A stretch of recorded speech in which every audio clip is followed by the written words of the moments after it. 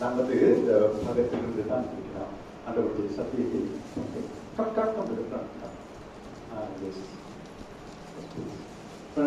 லேட்டா வந்தாங்கன்னா வீட்டுக்கு space we can find space. Okay சரி, நம்ம வந்து இன்னைக்கு சற்று நாம் வந்து பார்க்க இருக்கும் சத்தியம் வந்து எபேசியர் 6ஆம் அதிகாரம் 10ஆம் வசனத்திலிருந்து 13ஆம் வசனம் வரை 2 காரியங்கள் வந்து இங்க முக்கியமாக பவுல் வந்து சொல்லுகிறார். ஒன்று பலமாயிருங்கள், இன்னொன்று வந்து நில்லுங்கள் அப்படின்னு சொல்லுகிறத பார்க்கிறோம். பலமாயிருங்கள், நில்லுங்கள் இந்த வார்த்தை வந்து 2-3 தடவை அங்க இந்த பாகத்துல இருந்து வருகிறத நம்ம வந்து பார்க்கலாம். சோ இந்த 2 வார்த்தைகளின் அடிப்படையில தான் சற்று நாம் ஆண்டவருடைய வசனத்தை பார்க்க வைக்கின்றோம். ஜெபிப்போம். அன்பான எங்கள் தேவனே, இந்த நேரத்தில் கூட நாங்கள் சற்றுடைய வசனத்தை தியானித்து பார்க்கையில் எங்களோடு கூட பேசும் அப்பா. எங்களுக்கு நீர் கற்றுத்தாரும், எங்களுக்கு நீர் வெளிப்படுத்தும், எங்களை நீர் நடத்தும் தேவனே. நீர் எங்களை எப்பொழுதும் அப்பா நேசிக்கிற தேவனாய் இருப்பதனால் எங்களோடு கூட பேசுகிற தேவன். இந்த நேரத்திலும் நீர் பேசும்படியாக கேட்கிறோம், எங்களுக்கு கற்றுக் கொடுக்கும்படியாக ஜெபிக்கின்றோம். உங்களுடைய வார்த்தையின் வெளிச்சம் எங்களுடைய உள்ளங்கள்ல பிரகாசிக்கட்டும் தேவனே, பிரகாசிக்கட்டும். நீர் மாற்றங்கள் திருப்பங்களை கொண்டு வருவீரப்பா.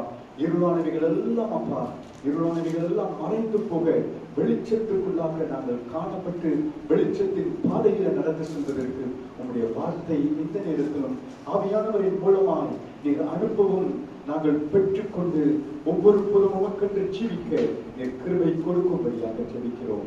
இயேசுவின் நாமத்தில் ஜெபிக்கிறோம் ஜீவனுள்ள தேவனே, ஆமென், ஆமென். நண்பர்களே, எத்தனை பேர் நம்மள வந்து நல்லா பலமா இருக்கிறதுக்கு நம்ம வந்து நம்மளுக்கு ஆசை, பலமா இருக்கணும், கிறிஸ்துவ ஜீவியத்துல நான் பலமா இருக்கணும் அப்படின்ட்டு சொல்லுங்க பார்க்கலாம். கை தூக்குது எத்தனை பேர்?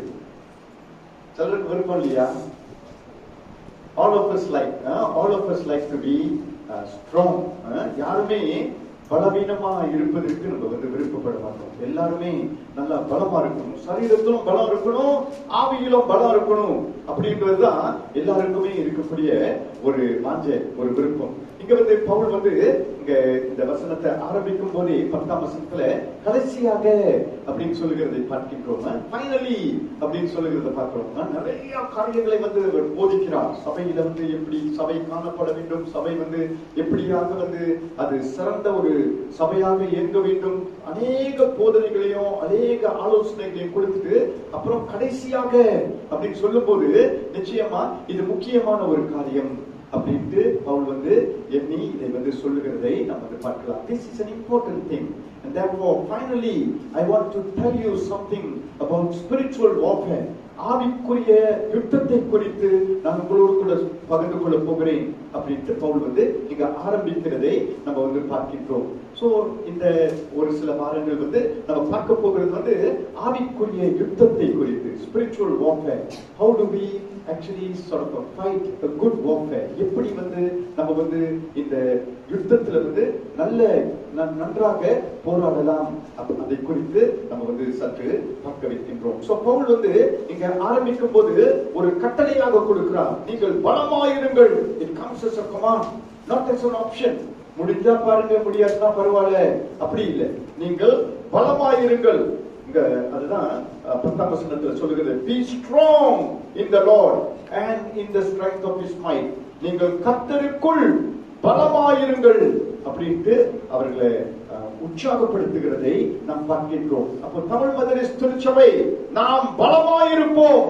நம்ம சோர்ந்து அல்ல, நம்ம பலவீனர்களா இல்ல, நம்ம குறை உள்ளவர்களா இல்ல, நம்ம சோர்ந்து இருக்கிறவர்களாய் அல்ல, ஆனால் நம்ம விழித்திருக்கிறவர்களாய் பலமாயிருக்கும் ஒரு சனமாக நம்ம காணப்பட வேண்டும். ஒவ்வொரு நாளும் இந்த பலன் நமக்குள்ளாக வர வேண்டும். Every day must be a day of being strengthened in the Lord, being rooted in the Lord, being grounded in the Lord. ஒவ்வொரு நாளும் நாம் கர்த்தருக்குள் பலமாயிருக்க இருக்க இருக்க இருக்க நம்ம பலப்பட as the years go by, as the days go by, then as we become strong, we'll be always successful. கிறிஸ்துவுக்குள் நம்ம ஒவ்வொரு போதும் ரொம்ப வெற்றி கொண்டவர்களாக நம்ம மாற முடியும். அதனாலதான் நம்ம பலவீனமாவே இருக்கிறதுனால ரொம்ப சமயங்கள்ல வந்து நம்ம தோற்று போகிறோம். உலகத்துக்கும் மாம்சத்துக்கும் ஈச்சைக்கும் பிசாசுக்கும் நம்ம தோற்று போகக்கூடியவர்களாக காணப்படுகின்றோம். ஆனா பலமா இருந்தா எப்பொழுதுமே நம்ம வந்து உறுதியாக எல்லாவற்றையும் மேற்கொள்ளக்கூடியவர்களாக இருக்கக்கூடியவர்களாக நம்ம காணப்படுவோம். அப்போ ஏன் பலமா இருக்க வேண்டும்? இதை குறித்து பவுல் வந்து நீங்க சொல்லுகிறதை நம்ம வந்து பார்க்கலாம். ஏன் வந்து பலமா இருக்கணும்னாக்கா, why must you be strong? Why must you need to be actually very powerful? ஏன் நம்ம வல்லமை வாய்ந்தவர்களா இருக்கணும்? ஏன்னா பலவீனமா இருந்தா அநேக விதமான வியாதிகள் வரும் இல்லைங்களா? நம்ம சரீரத்தை சரியா கவனிக்காட்டினாக்கா, பலவீனமா இருந்தா வியாதிகள், பிரச்சனைகள், கஷ்டங்கள், நிறைய அழுத்தங்கள் சரீர பிரகாரமாக நமக்கு வரக்கூடியதாக இருக்குது. There will be a lot of stressful situations if we don't take care of the body.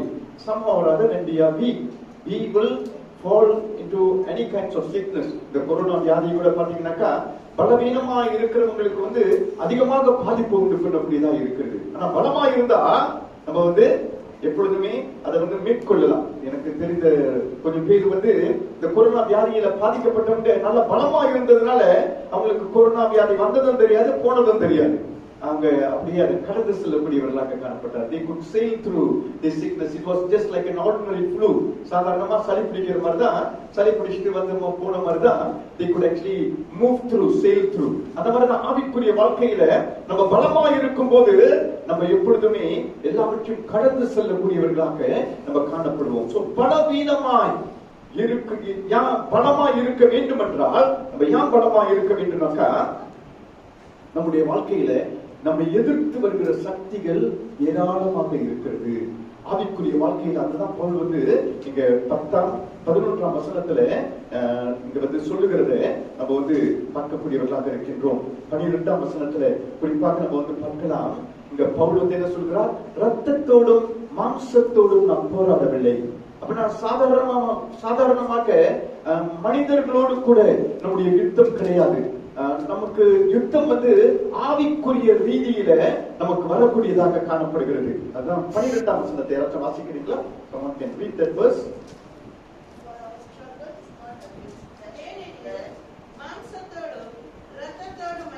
மாம்சத்தோடும் இரத்தத்தோடும் அல்ல, துரைத்தனங்களோடும் அதிகாரிகளோடும் இப்பிரபஞ்சத்தின் அதிபதிகளோடும் வான மண்டலத்தில் உள்ள பொல்லாத ஆவிகளோடும் சேனைகளோடும் நமக்கு போராட்டம் உண்டு. அப்ப பாருங்க, எவ்வளவு சக்திகள், லெவல்ஸ், ஒரு லெவல், இன்னொரு லெவல், கடைசி வரைக்கும் வான மண்டலங்களில் இருக்கும் பொல்லாத ஆவிகளோடு கூட so many layers or stratas of evil attacking us. எப்ப பார்த்தாலும் இப்படிப்பட்ட பொல்லாத ஆவிகள் நமக்கு வந்து அழுத்தங்கள், நெருக்கங்கள் கொடுப்பதனால நம்ம வந்து இவைகளுக்கு நம்ம கீழே விழுந்து போகக்கூடியவர்களாய் காணப்படுகின்றோம். அநேக வேளைகளில் நம்ம அப்படி பார்ப்பதில்லை.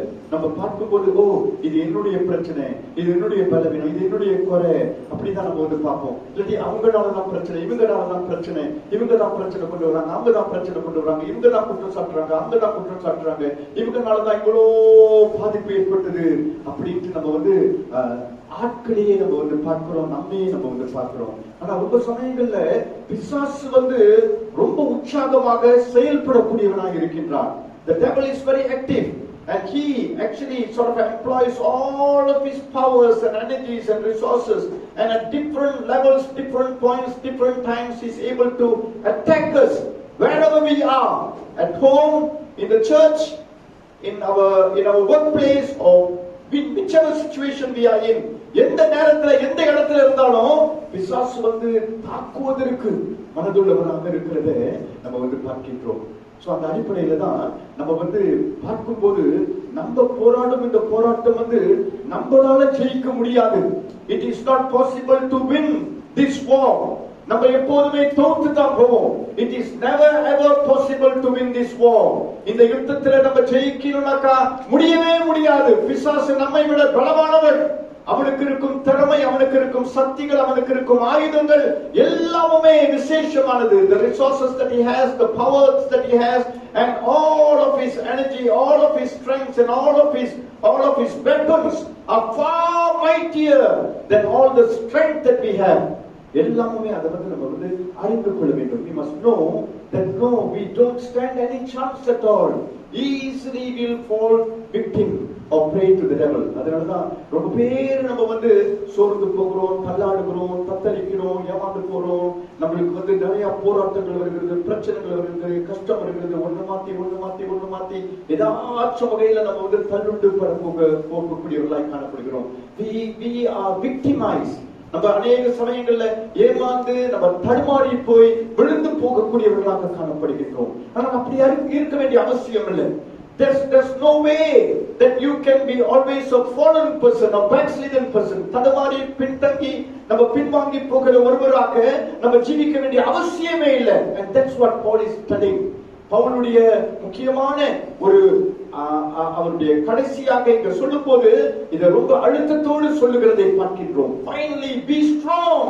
கர்த்தருக்குள்ளாக நீங்கள் பலமாய் இருங்கள் அப்படின்னு சொல்லுகிறத நம்ம வந்து பார்க்கிறோம். சோ அந்த அடிப்படையில தான் இன்னைக்கு நம்மளுக்கு வந்து அநேக சமயங்கள்ல நம்மளுக்கு வந்து பிரச்சனைகள், கஷ்டங்கள், கவலைகள், போராட்டங்கள், பயங்கள், தயக்கங்கள், அழுத்தங்கள், நெருக்கங்கள் எல்லாம் வரும்போது ரொம்ப சமயங்கள்ல பிசாசு வந்து அதை கொண்டு வரக்கூடியவனாக காணப்படுகிறான்.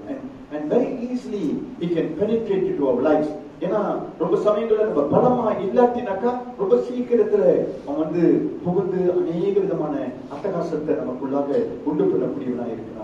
He's able to bring about so much of chaos into our lives, into our families, basically because when we are unprepared, when we are weak at the point of when we can be so vulnerable, he comes in and then tries to sort of completely destroy all that we are trying or striving to do.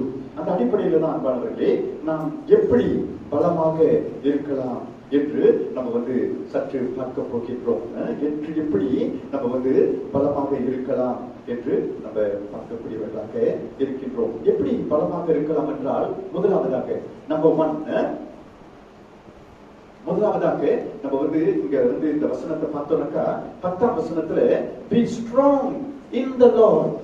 கர்த்தருக்குள் பலமாயிருங்கள். கர்த்தருக்குள், அவருக்குள் தான் நாம் பலமாய் இருக்க முடியும். நம்ம சொந்தத்துல, சொந்த முயற்சியில, நம்ம சொந்த ஆர்வத்துல, சொந்த ஆசையில, சொந்த விருப்பத்துல நம்ம நினைத்துக் கொள்ள கூடாது நம்ம வந்து பலமா இருக்க முடியும் அப்படின்ட்டு. நான் ரொம்ப நாள் கிறிஸ்தவர் அதனால நான் பலமா இருக்கிறேன். No way. ரொம்ப நாளோ கொஞ்ச நாளோ அதெல்லாம் பிசாசுக்கு செல்லாது. எவ்வளவு நாள் என்று பிசாசு கணக்கு போட மாட்டான். நம்ம பலமா இருக்கிறோமா, நம்ம கர்த்தருக்குள் இருக்கிறோமா, அதுதான் முக்கியம். ஆண்டவருக்குள் இருக்கிறோமா, ஆண்டவருக்குள் தரித்திருக்கிறோமா, ஆண்டவருக்குள் நிலைத்திருக்கிறோமா. அவருக்குள் நிலைத்திருக்கும் போது தானே நாம் செழிப்பாய் இருக்க முடியும். யோவான் 15ஆம் அதிகாரம் பிரகாரம் only when we are in Christ, in the Lord, then we are strong and we can be in every way healthy and bear forth much fruit. அப்ப நம்ம இன்னைக்கு வந்து பரிசோதித்து பார்க்க வேண்டும். நம்முடைய வாழ்க்கையில நம்ம சொந்த இஷ்டத்துக்கு வாழ்ந்து கொண்டு, சொந்த விருப்பத்துக்கு வாழ்ந்து கொண்டு, டிவோஷனும் இல்ல, பைபிள் ரீடிங்கும் இல்ல, ஆண்டவரோடு கூட நடப்பதும் இல்ல, ஜெபிப்பதும் இல்ல, நம்ம உற்சாகமாக இருப்பதும் கிடையாது, சோர்ந்து போய் மங்கி போய் நம்ம இஷ்டத்துக்கு நம்ம வாழ்ந்து கொண்டு இருந்துட்டு நான் வந்து எனக்கு ஏன் இந்த பிரச்சனை, எனக்கு ஏன் இந்த கஷ்டம், எனக்கு ஏன் இந்த எனக்கு ஏன் இந்த அவமானம் அப்படின்னு சொன்னீங்கன்னாக்கா அதுல அர்த்தம் கிடையாது. You must be in the Lord. ஆண்டவருக்குள் இருக்க வேண்டும். It must be always in the Lord.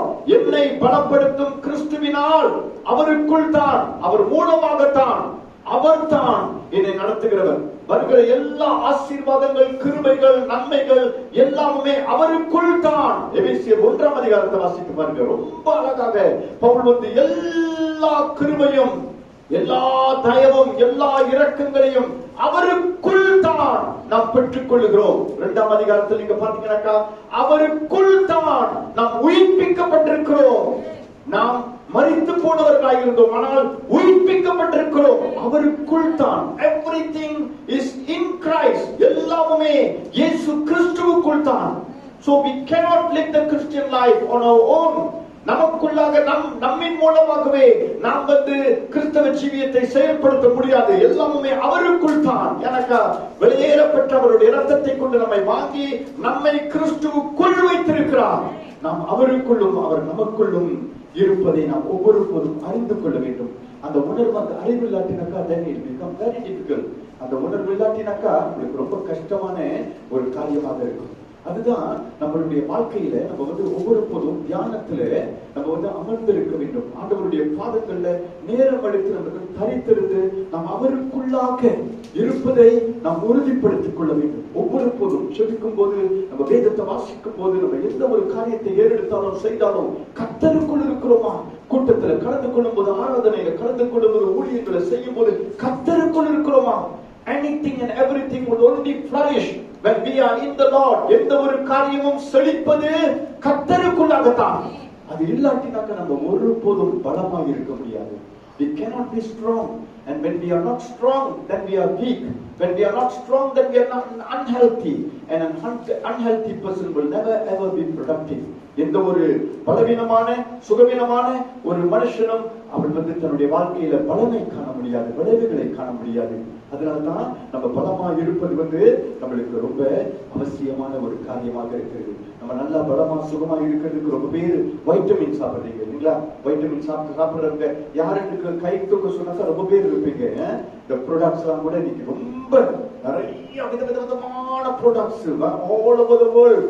நம்ம பார்த்தோம்னாக்கா சரீரத்துக்கு இருக்க வேண்டிய நரிஷ்மென்ட், சரீரத்துக்கு இருக்க வேண்டிய நல்ல ஒரு உற்சாகம், சரீரத்துக்கு இருக்க வேண்டிய தெம்பு, பலன் எல்லாம் வந்து நிறைய நியூட்ரிஷியஸ் ப்ராடக்ட்ஸ் வந்து உலகத்துல இருக்கிறது நம்ம வந்து பார்க்கிறோம். அது ஒரு பெரிய உலகம். அது ஒரு பெரிய ஒரு ஒரு ஒரு ஒரு காரியமாக, ஒரு பெரிய பில்லியன் டாலர் ப்ராஜெக்டாக நடைபெற்றுக் கொண்டு வருகிறதை நம்ம பார்க்கின்றோம். ஆனா அதே மாதிரிதான் நம்மளுக்கு ஆவிக்குரிய வாழ்க்கையிலையும் ஆண்டவர் வந்து விதவிதமான சாதனங்களை கொடுத்திருக்கிறார், வைட்டமின்ஸ் கொடுத்திருக்கிறார். நம்மளுடைய நரிஷ்மென்ட்காக, ஆவிக்குள்ளாக, குறிப்பா வேதாகமத்தின் அடிப்படையில, வார்த்தையின் அடிப்படையில, அவருடைய சத்தியத்தின் சித்தத்தின் அடிப்படையில, அவருடைய பிரசனத்தின் அடிப்படையில நமக்கு எல்லா விதமான, நமக்கு வேண்டிய எல்லா விதமான ஆயுதங்களையும், நமக்கு வேண்டிய எல்லா விதமான ஆவிக்குரிய சாதனங்களையும் அவர் வந்து கொடுத்து நம்மை நடத்துகிறவராக இருக்கிறத நம்ம பார்க்கக்கூடியவராக இருக்கின்றோம். சோ இன்னைக்கு நாம் வந்து ஆண்டவரிடத்திலிருந்து பெற்றுக்கொண்டு அவருக்காக வாழணும்னாக்கா, பலமா வாழணும்னாக்கா, நம்ம அதை ஒரு தீர்மானத்தோடு ஆண்டவருக்கு முன்பதாக போய் நின்று ஒப்பு கொடுத்து நம்ம அதை செய்யணும். நம்ம கிறிஸ்துவ ஜீவியத்தில் அப்படி நம்ம செய்யலனாக்கா நம்மளுக்கு வந்து ஒருபோதும் நம்ம வந்து பலமுள்ளவர்களாக இருக்க முடியாது. சோ ஆண்டவர் வெற்றி கொண்டவராக இருப்பதினால் நம்ம திருநாள்ல கூட பார்த்தோம், ரெசரக்ஷன் டேல, ஈஸ்டர் டேல நம்ம வந்து பார்த்தோம், நமக்கு வெற்றி கொடுப்பவர் அவர், நமக்கு வெற்றி கொடுப்பவர் அவராக இருப்பதினால நம்ம அவரோடு இணைந்திருக்கும் போது அவருடைய பலன் நமக்கு சொந்தமாக வருகிறத நம்ம வந்து காணக்கூடியவர்களாக இருக்கின்றோம். அதனாலதான் இந்த பலன் வந்து நமக்குள்ளாக தேவன் வந்து எப்படி வைக்கிறார் என்றால், ஆவியானவரின் மூலமாக உள்ளான மனுஷனில் நம்மை பலப்படுத்துகிறார். 3ஆம் அதிகாரம், எபேசியர் 3ஆம் அதிகாரம் 16ஆம் வசனத்தை நீங்க வந்து பாத்தீங்கன்னாக்கா, அவர் வந்து நம்மை நமக்குள்ளாக இந்த சத்துவத்தை, இந்த பலத்தை கொடுக்கும்படியாக பவுல் வந்து இங்க விண்ணப்பிக்கிறதை நாம் வந்து பார்க்கின்றோம். 14, 15, 16ஆம் வசனங்கள்ல, that according to the riches of his glory he may grant that Christ may dwell in your hearts through faith. உங்களுக்குள்ளாக கிறிஸ்து இயேசு வந்து வாசம் பண்ணும்படியாக அவர் இங்க வேண்டுதல் செய்கிறதை நாம் வந்து பார்க்கின்றோம். that 15ஆம் வசனத்துல, 16ஆம் வசனத்துல நீங்க வந்து பாத்தீங்கன்னாக்கா, he may grant you to be strengthened with power through his spirit in your inner being. உள்ளான மனுஷன்ல ஆவியானவரின் மூலமாக நீங்கள் பலப்பட்டிருக்க, that you may be receiving all of his might, all of his power in your inner man, inner spirit. ஆவிக்குள்ளாக, நமக்குள்ளான வாழ்க்கைக்குள்ளாக அவருடைய பலன் வந்து நமக்கு கொடுக்கிறார். எத்தனை பேர் இன்னைக்கு வந்து நீங்க தியானம் எடுக்கும் போது அப்படிப்பட்ட பலன் நீங்க பெற்றுக் கொள்கிறீங்க? எத்தனை பேர் நீங்க வந்து ஜெபிக்கும் போது அப்படியாக ஒரு பலன் வருகிறது? எப்படியாக நம்ம வந்து ஆராதிக்கும் போது அப்படியாக ஒரு பலன் நமக்குள்ளாக வரக்கூடியதாக காணப்படுகிறது? எத்தனை பேர் நம்ம வந்து ஜெபிக்கிறோம், வேதத்தை வாசிக்கிறோம், அப்படியாக ஒன்றும் இல்ல, ஒரு வித்தியாசமும் இல்ல, நேற்று மாதிரிதான் இன்னைக்கு இருக்குது, நாளைக்கும் அப்படிதான் இருக்கும், நாளானைக்கும் அப்படிதான் இருக்கும், அப்படி நம்ம எண்ணக்கூடியவர்களாக காணப்படுகிறோம். அப்படி அல்ல. God's grace, God's mercies are new every morning. ஒவ்வொரு நாளும் புதிதான விதத்துல ஆண்டவர் கிருபைகளை கொடுப்பதனால அவர் எப்பொழுதுமே நம்முடைய வாழ்க்கையில நம்ம வந்து ஜெபிக்கும் போது, வேதத்தை வாசிக்கும் போது ஒவ்வொரு போதுமாய் அவர் வந்து இடைப்படுகிறார், அவர் வந்து வெளிப்படுத்துகிறார். உள்ளுக்குள்ளாக நம்முடைய ஆவியை வந்து அவர் உற்சாகப்படுத்துகிறார், பலப்படுத்துகிறார். அந்த சத்துவம் நமக்குள்ளாக வர வேண்டும். அப்படி வரணும்னாக்கா இன்னும் தேடுங்கள். If you don't have it, then seek after it, go after it. அதான் நம்ம வந்து பார்க்கின்றோம் வேதவசனத்துல, தேடுங்கள், தேடுங்கள், அப்பொழுது நீங்கள் கண்டடைவீர்கள். நாம் முழு மனதோடு தேடும் போது அவரை நாம் கண்டு கொள்வோம். அப்படிப்பட்ட ஒரு பாக்கியத்தை ஆண்டவர் கொடுக்கிறார். சோ வாஞ்சையோடு, நம்ம ஆசையோடு, அவளோடு, தாகத்தோடு நம்ம வரும்போது ஆண்டவர் திருப்திப்படுத்துகிறவராய் இருக்கிறார், வெளிப்படுத்துகிறவராய் இருக்கிறார், கொடுக்கிறவராய் இருக்கிறார். He fills us and he actually reveals himself to us. And if we don't have such experiences of being strengthened in the Lord, strengthened with might in the inner man, then we need to seek him further. And as you desire and seek him more and more and more and more, then what will happen is that he will continue to lead you and guide you. He will continue to reveal his power and his glory and his presence. என்னுடைய வாழ்க்கையில அப்படிதானே, எல்லாருடைய வாழ்க்கையிலும் அப்படிதான். என்னுடைய வாழ்க்கையில் எவ்வளவு சமயங்கள்ல சோர்வாக இருந்திருக்கிறேன், தத்தளித்து இருக்கிறேன், தடுமாறி இருக்கிறேன், கீழே விழுந்து போயிருக்கிறேன்.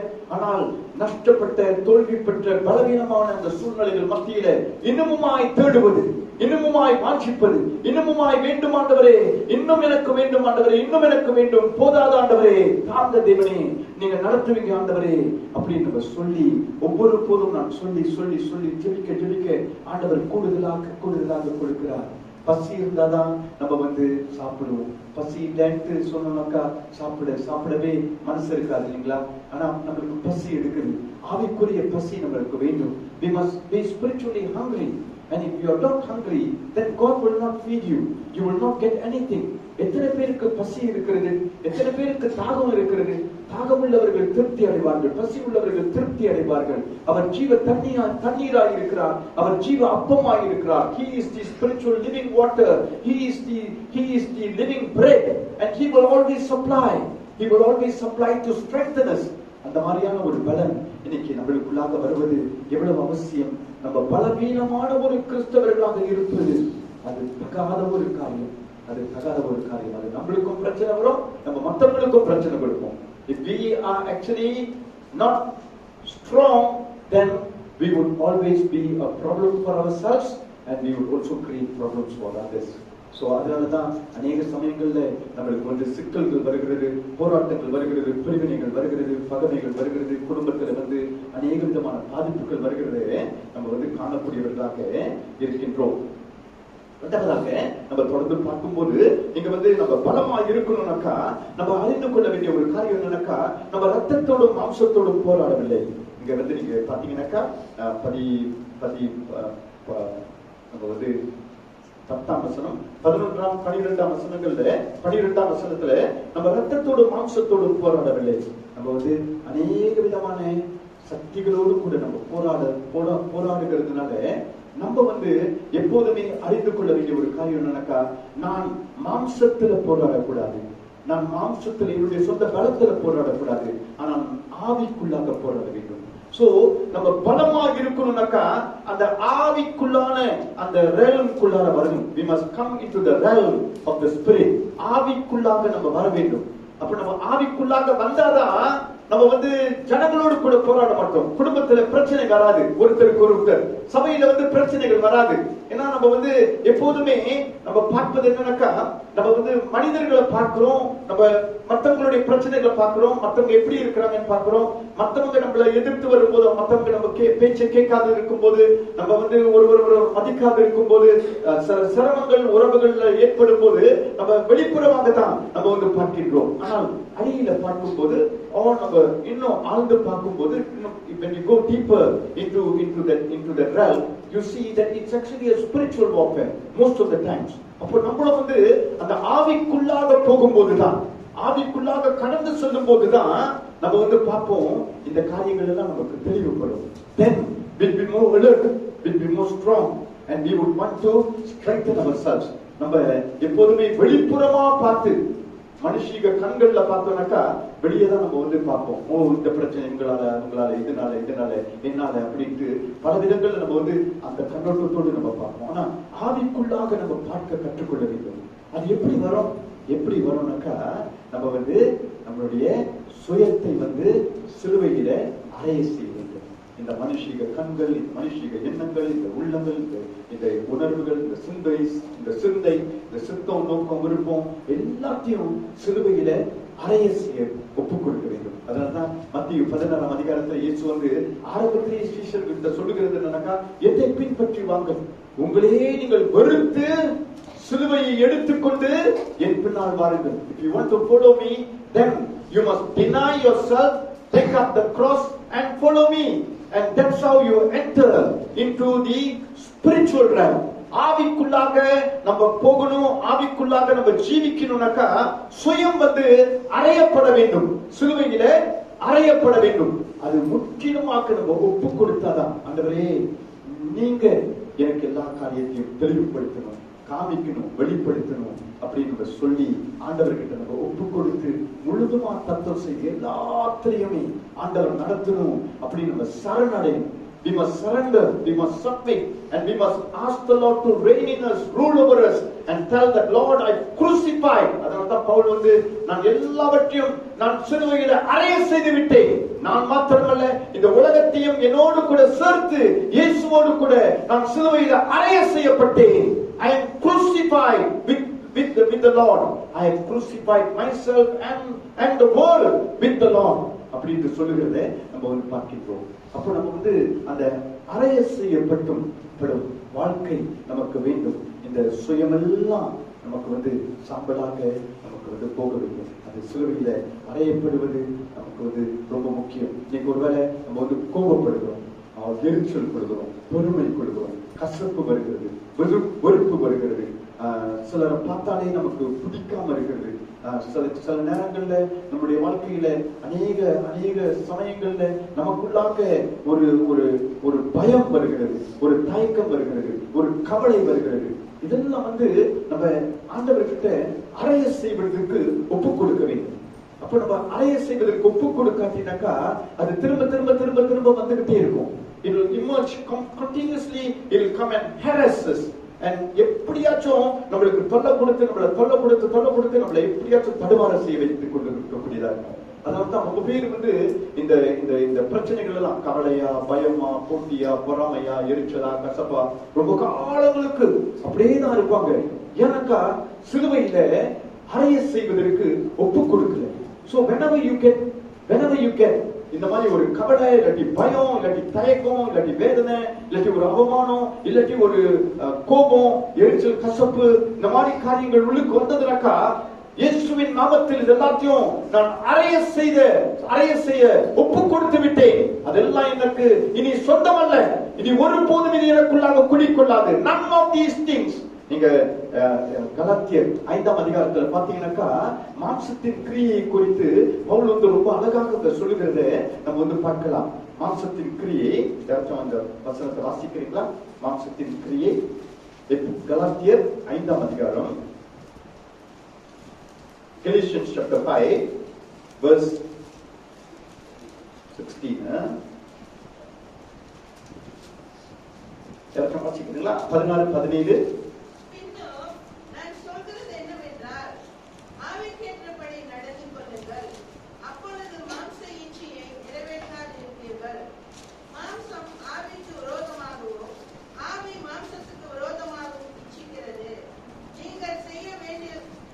Okay, we move on. 20ஆம் வசனத்துக்கு போயிருக்கீங்களா? 19, 20. மாம்சத்தின் கிரியைகள் வெளியரங்கமாய் இருக்கின்றன.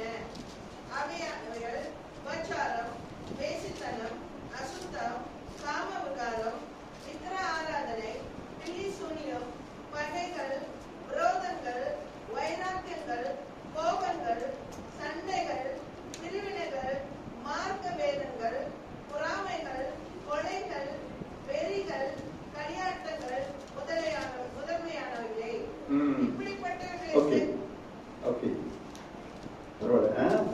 சோ இங்க வந்து பவுல் வந்து இத குறித்து எச்சரிக்கிறதை பார்க்கிறோம். இதை குறித்து நீங்க அடுத்த வசனத்தை பாத்தீங்கன்னாக்கா எச்சரித்து சொல்லுகிறதை நாம் பார்க்கின்றோம். அப்புறம் கடைசி அந்த வசனத்தை முடிக்கும் போது அவர் சொல்லுவது என்னவென்றால் 21ஆம் வசனம், இப்படிப்பட்டவைகள் and things like these அப்படின்னு சொல்லும்போது இந்த லிஸ்ட் வந்து கண்டினியூ பண்ணிக்கிட்டே போகும். நிறைய காரியங்கள் நீங்க சொல்லி இருக்கிறதே நிறைய காரியங்கள். இது எல்லாம் தொடர்ச்சியாய் இன்னும் எவ்வளவோ காரியங்கள் இருக்கிறது. இப்படிப்பட்டவைகள் அப்படின்னு முடிக்கிறது பார்க்கின்றோம். And things like these. So the list continues. The works of the flesh are numerous, innumerable things. எவ்வளவோ காரியங்கள். இதெல்லாம் நமக்குள்ளாக இருப்பதினால் எங்கிருந்து வந்தது? ஆதாமின் மூலமாய் நாம் சம்பாதித்த சொத்து. இல்லைங்களா? We have inherited all these through the sinful nature. நம்ம வந்து ஆதாம் மூலமாக வந்த இந்த விளைவுகள், பாவத்தின் விளைவுகள் எல்லாம் வந்து நம்ம பழைய மனுஷன், உலக மனுஷன், உலக சிந்தனைகள் இதெல்லாம் வந்து ஆதாமின் சந்ததியில நம்ம வந்திருப்பதினால அது அப்படியே நமக்குள்ளாக வருகிறதை நாம் பார்க்கின்றோம். சோ இதெல்லாம் வந்து பவுல் என்ன சொல்லுகிறார்? The best way to demolish it or to delete it. இத நம்ம கம்ப்யூட்டர்ல இருந்து எடுக்கணும், எல்லாம் வந்து மறைந்து போகணும்னாக்கா, எல்லாத்தையும் நம்ம கலைத்து போடணும்னாக்கா இதுக்கு பெஸ்ட் வே என்னன்னாக்கா, இதுக்கு ஒரு ஆன்டி வைரஸ் இருக்குது. இத வந்து சிலுவையில அறைய செய்யுங்க அப்படின்ட்டு வந்து சொல்லுகிறத நம்ம பார்க்கின்றோம். சோ அந்த அடிப்படையில தான் அன்பானவர்களே இந்த மாம்சத்தின் கிரியைகள் எல்லாம் வந்து நம்ம ஒப்பு கொடுத்து நாம் அல்ல ஆண்டவரோடு கூட நான் சிலுவையில அறைய செய்ய ஒப்பு கொடுத்து விட்டேன். நான் இந்த ஜீவியத்தை ஜீவிக்க மாட்டேன், இதெல்லாத்தையும் நான் வெறுக்கிறேன், இது எனக்கு சொந்தமல்ல, நான் இயேசு கிறிஸ்துவின் பிள்ளை, நான் இயேசு கிறிஸ்துவின் சீஷன், நான் இயேசு கிறிஸ்துவின் ஊழியன், நான் இயேசு கிறிஸ்துவின் மகள் அப்படி நம்ம அறிக்கை செய்து ஜெபத்துல ஒப்பு கொடுத்து இதெல்லாத்தையும் நம்ம வந்து அறைய செய்து அது அப்படியே வெட்டுப்பட்டோம். திடீர்னு நீங்க பாத்தீங்கன்னாக்கா உங்களுக்குள்ளாக ஒரு புதுமை உண்டாகும். என்னடா இது ரொம்ப கவலையா சோர்வா இருக்குது, ரொம்ப உற்சாகமா இருக்குதுங்களா? எப்படி? ஆண்டவர் கிரியை செய்கிறார்.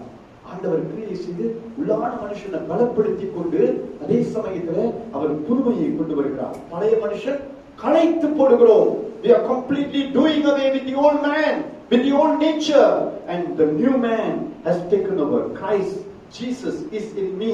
இயேசு கிறிஸ்து எனக்குள்ளாக வாழ்வதற்கும் ஆவியில நடத்தப்படுவதற்கும் ஆவியின் ரீதியில நம்ம ஜீவிப்பதற்கும் நம்ம ஒப்பு கொடுக்கிறோம். So that's how you enter into the realm of the spirit. ஆவிக்குள்ளாக நம்ம பிரவேசிப்பதற்கு அது எல்லா விதத்திலுமே சாதகமான ஒரு காரியமாக இருக்கிறது நம்ம காணக்கூடியவர்களாக இருக்கின்றோம். அந்த அடிப்படையில தான் மாணவர்களே இப்படியாக நம்ம வந்து வேரூன்றி இருக்கும் போது, கர்த்தருக்குள்ளாக நம்ம கட்டப்பட்டிருக்கும் போது நிச்சயமாக நாம் வந்து ஒருபோதும் அசைக்கப்பட்டவர்களாக நம்ம காணப்படக்கூடியவர்களாக இருக்க மாட்டோம். அப்புறம் இந்த பாகத்திலே நீங்க வந்து பாத்தீங்கன்னாக்கா நம்ம அதை சொன்ன மாதிரி நம்ம ஒன்று வந்து பலமா இருக்கணும். எப்படி பலமா இருக்கணும் அப்படின்னு நாம் பார்த்தோம். இப்போ வந்து எப்படி நம்ம வந்து நிற்க வேண்டும், எதிர்த்து நிற்க வேண்டும். Stand, take your stand. இதை குறித்து பவுல் வந்து 2 தடவைகள் இங்க சொல்லுகிறத நம்ம வந்து பார்க்கலாம். எபேசியர் 6ஆம் அதிகாரத்துல twice he mentions about how we need to be strong, take our stand. இந்த காரியத்துல வந்து பவுல் வந்து இதை குறித்து பேசும்போது எபேசியர் 6ஆம் அதிகாரம் நீங்க பாத்தீங்கன்னாக்கா 11ஆம் வசனத்துல ஒரு தடவை சொல்லுகிறதை பார்க்கின்றோம். தேவனுடைய சர்வாயுத வர்க்கத்தை தரித்துக் கொண்டு நில்லுங்கள் என்று சொல்லுகிறதை பார்க்கின்றோம். அப்புறம் 13ஆம் வசனத்திலே நம்ம வந்து பார்க்கலாம். ஆகையால் இவ்வளவு காரியங்கள் உங்களை எதிர்த்து வருவதனால், ஆகையால் நீங்கள் வந்து தேவனுடைய சர்வாயுத வர்க்கத்தை நீங்கள் எடுத்துக்கொண்டு நில்லுங்கள் அப்படின்னு சொல்லுகிறதை பார்க்கின்றோம். திரும்பியும் stand firm, putting on the whole armor of God. தேவனுடைய சர்வாயுத வர்க்கத்தை தரித்துக் கொண்டு நில்லுங்கள். அப்ப இங்கேயும் நம்ம வந்து பார்த்தோம் ஒரு கட்டளையாக வருகிறதை பார்க்கின்றோம். உட்கார்ந்து இருக்காதீங்க, படுத்து இருக்காதீங்க, தூங்கி இருக்காதீங்க, சோர்ந்து போய் இருக்காதீங்க, எழுந்து நில்லுங்கள். Stand up, rice up, take your position. இதுதான் நாம் நிற்க வேண்டிய ஒரு ஸ்தானம், இதுதான் நாம் ஏற்றுக்கொள்ள வேண்டிய ஒரு ஸ்தானம். this is our position to stand, take your stand அப்படின்னு சொல்லுகிறதை நம்ம பார்க்கிறோம். சோ இதுவும் ஒரு கட்டளையாக வருகிறதை பார்க்கிறோம். Be strong and take your stand. Both these come as a command, not as an option. நம்மளுடைய கிறிஸ்தவ ஜீவியத்துல இந்த ரெண்டு காரியத்தையும் பவுல் வந்து ரொம்ப உறுதியாக ரொம்ப அழுத்தமாக சொல்லுகிறதை நாம் பார்க்கின்றோம். இப்ப நம்மளுக்கு வந்து எந்த விதமான சோர்வு அசதி நம்மளுக்கு வந்துருச்சுனாக்கா நம்ம ஒருபோதும் நிற்க முடியாது. எப்ப பார்த்தாலும் நம்ம சோர்ந்து போய் தூக்கம் வந்துகிட்டே இருந்துச்சுனாக்கா நம்ம வந்து உட்கார்ந்து இருக்கவே தான் சொல்லும், படுத்துக்கிட்டே இருக்கதான் சொல்லும். ஆனா நம்ம வந்து விழித்திருந்தா தனித்திருந்தா எப்பொழுதுமே நம்ம எழுந்து நிற்கக்கூடியவர்களாக நம்ம காணப்படுவோம். ஏன் நிக்கணும்னாக்கா நம்ம எதிர்த்து வருகிற சக்திகள் அவ்வளோ விதமான சக்திகள் நம்ம எதிர்த்து வருகிறதுனால நம்ம சும்மா அசத்தை அசம்பந்தமா இருக்க கூடாது. ஆனா நிற்கணும் அப்படின்னு சொல்லுகிறதை பார்க்கின்றோம். எப்படி நிற்கணும்? ஆண்டவருடைய சர்வாயுத வர்க்கம் நமக்கு இருக்கிறது, அவருடைய ஆயுதங்கள். It is his armor, not our armor. அவருடைய ஆயுதங்கள், ஆவிக்குரிய ஆயுதங்கள். ஆவிக்குரிய யுத்தத்துல நம்ம ஈடுபடணும்னாக்கா ஆவியில ஜீவிக்கணும், ஆவிக்குரிய ஆயுதங்கள் நமக்கு வேணும். இது ஆண்டவருடைய ஆயுதங்கள். அவருடைய ஆயுதங்களை பற்றிக் கொள்வோம், அவருக்குள் தரித்திருங்கள், அவர் மூலமாய் நாம் யுத்தத்தில் ஈடுபடுவோம் அப்படின்னு சொல்லுகிறதை நம்ம பார்க்கின்றோம். அன்பானவர்களே, இன்னைக்கு ஆண்டவர் இதைதான் நமக்கு சொல்லுகிறவராக இருக்கின்றார். சபையாக நம்ம வந்து பலமாக இருக்க வேண்டும், குடும்பமாக நாம் பலமாக இருக்க வேண்டும். கடைசி காலங்களுக்குள்ளாக நாம் வாழ்கின்றோம். அநேக விதமான அழுத்தங்கள் வருகிறது, நெருக்கங்கள் வருகிறது, பொல்லாப்புகள் வருகிறது, தீமைகள் வருகிறது. எல்லாவற்றின் மத்தியிலையும் நாம் எழுந்து நிற்க வேண்டும். கோலியாத்துகள் அநேகம் நம்மை சூழ்ந்து கொண்டிருக்கிற ஒரு காலங்களாக காணப்படுகிறது. கோலியாத்துக்கு முன்பதாக நாம் எம்மாத்திரம் நிச்சயமாக விழுந்து போவோம். ஆனால் தாவீதுக்கு இருந்த ஆவியை போல் நமக்கு இருக்குமாக்கே தேவன் நம்மோடு கூட இருக்கிறார், எனக்குள் இருக்கிறார் என்ற தைரியம், ஒரு உறுதி, ஒரு திடகார்த்தம் நமக்கு இருக்குமாக்கில் கோலியாத்துக்கு முன்பதாக நாம் எதிர்த்து நிற்க முடியும். எவ்வளவு பெரியவனாக இருந்தாலும் சரி, எவ்வளவு பெரிய பயங்கரமான ஒரு யுத்தமாக இருந்தாலும் சரி, எவ்வளவு பெரிய ஒரு தீங்கு பொல்லாப்பு வந்தாலும் சரி, நான் நிற்பேன். என் தேவன் என்னோடு கூட இருக்கிறார், என் தேவன் எனக்குள் இருக்கிறார், அவருடைய ஆயுதங்கள் எனக்கு சொந்தம் அப்படின்ட்டு நாம் எழுந்து நிற்கக்கூடியவர்களாக இருப்போம். பவுலுடைய காலங்கள், அநேக காலங்கள் நீங்க வந்து பாத்தீங்கன்னாக்கா ரொம்ப பலவீனமான காலங்கள் இல்லைங்களா? 2 கொரிந்தியர் 4ஆம் அதிகாரம் 11ஆம் அதிகாரம் அநேக இடங்கள்ல பவுல் வந்து தன்னுடைய குறைகளை குறித்து, பலவீனங்களை குறித்து, தன்னுடைய போராட்டங்கள், பிரச்சனைகள், நிந்தைகள், அவமானங்கள், குற்றச்சாட்டுகள் எவ்வளவோ வருகிறது. So many kinds of pressures are always upon him, and amidst all of those pressures, everything that he went through, he was able to stand up. கடைசியாக கூட நீங்க வந்து அப்போஸ்தலர் நடவடிக்கைகள்ல பாத்தீங்கன்னாக்கா 26, 27 எல்லாம் நீங்க வந்து பாத்தீங்கன்னாக்கா அவர் வந்து விசாரணை நடத்தும் போது அவர் என்ன சொல்லுகிறார்? இந்த உலகத்துக்கே அதிபதியாயிருக்கும் சீசருக்கு முன்பதாக நான் போய் நிற்க ஆயத்தமாயிருக்கிறேன். I am prepared to go to Rome. I am prepared to take my stand before Caesar. நான் பயப்பட மாட்டேன். இங்கே விசாரணை நடத்தி எல்லாத்தையும் முடித்திரலாம் நினைக்காதீங்க அப்படின்ட்டு Festus கிட்ட சொல்லுகிறதை அவர் பார்க்கிறோம். He confesses before Festus that I will not in any way succumb to the pressures of all of these Jews and all of the leaders of the various sects. I am prepared to stand before Caesar அப்படின்ட்டு ஒரு stand எடுக்கிறத பார்க்கிறோம். அந்த மாதிரியான ஒரு தைரியம் தான் இன்னைக்கு நமக்கு வேண்டும். என்ன நடந்தாலும் இந்த உலகத்துல, இந்த தேசத்துல, நம்முடைய சூழ்நிலைகள் மத்தியில, வேலை இடத்துலயா வருகிற நெருக்கங்களா, அழுத்தங்களா, பிரச்சனைகளா, போராட்டங்களா, நான் நிற்பேன், ஆண்டவருக்காக நிற்பேன், ஆண்டவருக்குள்ளாக நிற்பேன், தைரியமாக நிற்பேன் அப்படின்ட்டு நாம் சொல்லக்கூடியவர்களாக இருக்கும் போது நிச்சயமாக எல்லா காரியங்களிலும் நமக்கு வெற்றியை தேவன் கொடுக்கக்கூடியவராக இருக்கிறார். நீங்க 2 ராஜாக்கள் 19ஆம் அதிகாரம் 35ஆம் வசனத்துல கூட நீங்க வந்து பாத்தீங்கன்னாக்கா எசேக்கியா ராஜாவை நோக்கி அநேக ராணுவங்கள் வந்து எதிர்த்து வருகிறார்கள். அப்போ ஒரே சமயத்துல அவர் அந்த ஸ்தானத்துல நின்றதுனால, பின்தங்கி போகாமல், ஓடி போகாமல் நின்றதுனால தேவன் வந்து ஒரே நாள்ல 185,000 பேர் அங்க வந்து மரித்து போகிறார்கள். God is able to do, isn't he? அவ்வளவு பெரிய ஒரு ராணுவத்தை ஆண்டவர் மடங்கடிக்க அவர் அவர் அவர் அவர் எல்லா திறமையும் எல்லா சத்தியமும் உள்ளவராக இருக்கிறதை நம்ம பார்க்கின்றோம். அதனால அன்பானவர்களே, இன்றைக்கு நாம் பார்க்கும்போது கர்த்தருக்குள்ளாக நாம் பலமாக இருப்போம். 1948ஆம் ஆண்டு முதல் 1900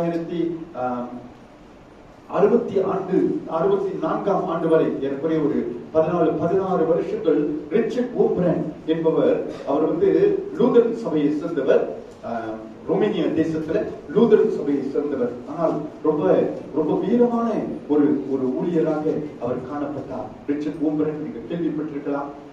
அநேக புஸ்தகங்கள் 1970வது 80வது ஆண்டுகளில் அவருடைய புஸ்தகம் டார்ச்சர் ஃபார் கிரைஸ்ட் என்ற புஸ்தகம் எல்லா உலகம் முழுவதும் பரவ செய்யப்பட்டது. ஏன்னா அவர் அவ்வளோ கொடுமைகளை அந்த கம்யூனிஸ்ட் அரசியல் மத்தியில அவர் கடந்து சென்றார்.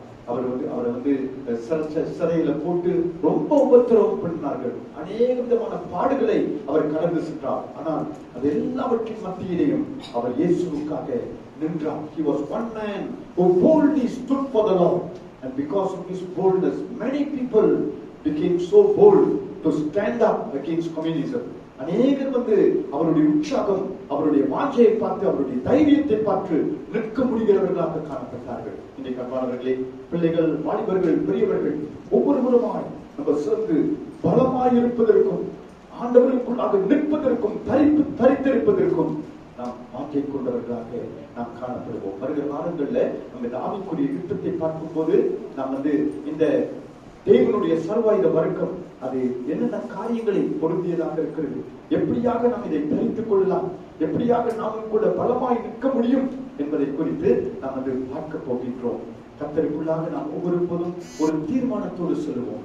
நான் பலமாய் இருக்க போகிறேன், நான் எதிர்த்து நிற்க போகிறேன், ஒருபோதும் நான் சோர்ந்து போக மாட்டேன், ஒருபோதும் நான் தள்ளாட மாட்டேன்.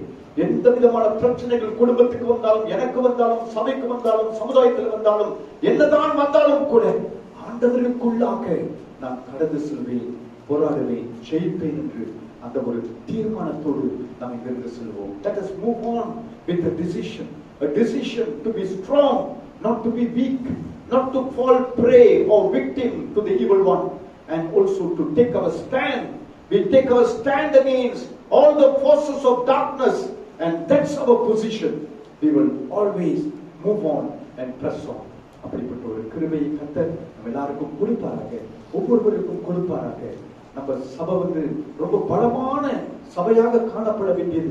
ஆனால் ரொம்ப சபையில ரொம்ப விதங்கள்ல நம்ம இன்னும் பலவீனமாகத்தான் இருக்கிறோம். ஆனால் நாம் பலமடைய முடியும். We can become strong, and that's what I am encouraging you all. நம்ம எல்லாருமாக பலனடைய முடியும். அதை நான் உற்சாகப்படுத்துகிறேன். ஒவ்வொருவருமாய் நாம் எழுந்து நிற்க முடியும். நாம் சிறந்த ஒரு சபையாய் கர்த்தருக்காய் நாம் காணப்பட முடியும். கர்த்தர் ஆசீர்வதிப்பார். ஜெபிப்போம்.